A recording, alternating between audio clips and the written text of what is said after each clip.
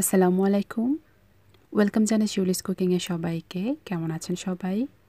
আশা করি সবাই ভালো আছেন। আমিও আলহামদুলিল্লাহ ভালো আছি। আমার আজকের পর্বে থাকছে চিকেন শাশলিক। খুব সহজভাবে এই রেসিপিটি আমি আপনাদের সাথে শেয়ার করব। আশা করি আপনাদের ভালো লাগবে। তো চলুন দেখে নিই কীভাবে চিকেন শাশলিক তৈরি করা হয়। চিকেন শাশলিক তৈরি করার জন্য আমি এখানে মুরগির বুকের মাংস নিয়েছি 500 গ্রাম। মাংসগুলোকে ধুয়ে পরিষ্কার করে নিয়েছি। তারপর আমি ঠিক এরকম করে কিউব করে কেটে নিয়েছি। এখন এই মাংসের সঙ্গে কিছু মশলা দিয়ে ম্যারিনেট করে নেব। প্রথমে দিয়ে দেব পরিমাণ মতো লবণ, 1 চা চামচ ধনিয়ার গুঁড়া, হাফ চা চামচ গোলমরিচের গুঁড়া, 1 চা চামচ লাল মরিচের গুঁড়া। ঝালের পরিমাণটা আপনারা চাইলে বাড়িয়ে অথবা কমিয়ে অ্যাড করতে পারবেন। 1 চা চামচ আদা রসুন বাটা, 1 টেবিল চামচ টমেটো সস, 1 চা চামচ সয়া সস, 1 চা চামচ হোয়াইট ভিনেগার। সবগুলো উপকরণ দেওয়া হয়ে গেছে। এখন খুব ভালোভাবে মাংসের সঙ্গে মিশিয়ে নেব মশলাগুলো। মেশানো হয়ে গেছে। এখন আমি এখানে অ্যাড করব 1 টেবিল চামচ অলিভ অয়েল। আপনারা চাইলে যে কোনো কুকিং অয়েল এখানে ব্যবহার করতে পারবেন। এখন আবারও খুব ভালোভাবে মিক্স করে নেব।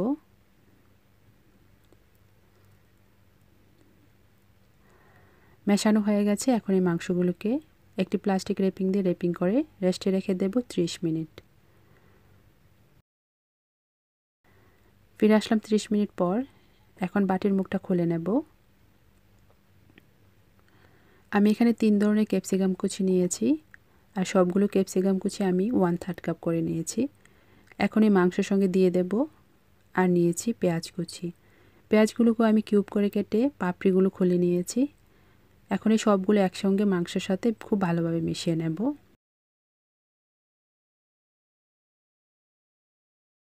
মেশানো হয়ে গেছে। আমি এখানে কিছু শাশলিক কাটি 15 মিনিট পানিতে ভিজিয়ে রেখেছিলাম। এখন এই কাঠির মধ্যে মাংস আর সবজি গেঁথে নেব। প্রথমে গেঁথে নেব ক্যাপসিকাম। ধরার জন্য একটু জায়গা রেখে বাকি কাঠিটার মধ্যে সবজি আর মাংস গেঁথে নেব।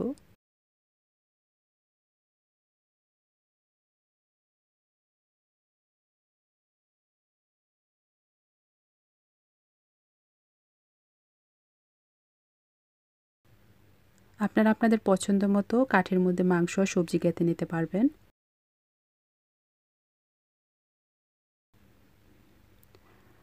ঠিক এরকম করে আমি কাঠিটা গেঁথে নেব। আমার একটা কাঠি গাঁথা হয়ে গেছে। আমি ঠিক সেমভাবে আমি সবগুলো কাঠি গেঁথে নেব। আমার সবগুলো শাশলিক কাঠি গাঁথা হয়ে গেছে। এখন আমি এই কাঠিগুলোকে ভেজে নেব। চুলাটা অন করে চুলায় একটি প্যান বসিয়ে দিয়েছি আর 2 টেবিল চামচ রান্নার রেগুলার তেল দিয়েছি। তেলটা হালকা গরম হয়ে গেছে। এখন এই শাশলিকগুলো প্যানের মধ্যে দিয়ে দেব। চুলার জালটাকে মিডিয়ামে রেখে এই শাশলিকগুলোকে ভেজে নিতে হবে। উল্টিয়ে দেব।